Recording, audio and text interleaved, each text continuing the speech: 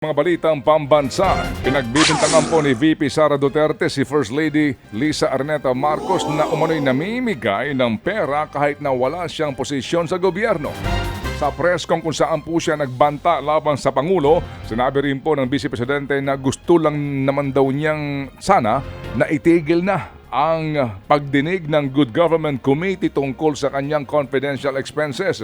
Maalala pong dito nga lumabas ang testimonya ng ilang DepEd officials na nakatanggap umano ng envelope na meron pong lamang cash mula umano sa kanyang opisina. Pero hirit po ni VP Sara, hindi sa kanya mismo galing ang mga pera. Sabay pasarin po kay First Lady Lisa Araneta Marcos at binanggit ang tungkol sa envelope. Ginigit-git nyo yung mga tao ko dyan sa envelope na yan. Lisa Marcos, naalala mo? Nagpadala ka sa akin ng video?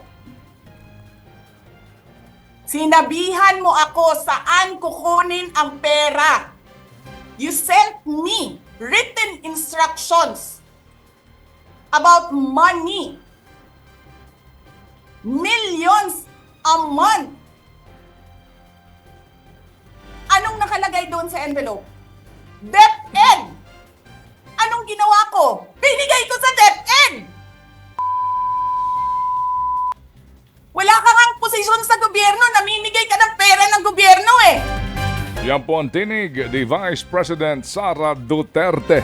Samantala po naman, binatikos ni Manila Congressman at House Good Government Committee Chairman Joel Chu ang mga naging pahayag na ito ni VP Sara noong araw ng Sabado.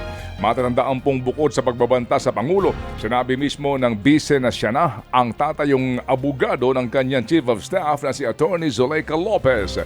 Pero paalala po ni Chua, hindi pinapayagan sa ating saligang batas ang Vice Presidente na magtrabaho sa ibang propesyon habang nanunungkulan. Samantala, wala umanong ideya si Vice President Sara Duterte kung dadalo sa pagdinig ng House Committee on Good Government mamaya ang kanyang Chief of Staff na si Attorney Zuleika Lopez.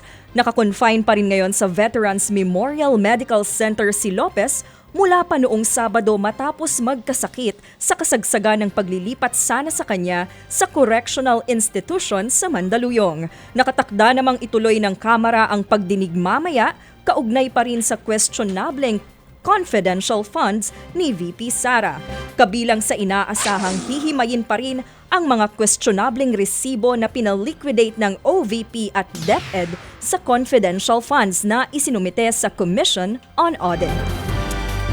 Sa ilang pang mga balita po naman, patuloy pa rin po tumataas ang bilang ng mga namatay sa pananalasa po ng sunod-sunod na mga bagyo. Sa datos po ng NDRRMC, nasa 13 na ang namatay dahil po sa pananalasa ng mga bagyo. 17 ang sugatan at meron pang 3 nawawala. Higit 4 na milyon naman ang apektadong individual sa naturang mga delubyo. Katumbas siya na higit sa 1 milyong pamilya.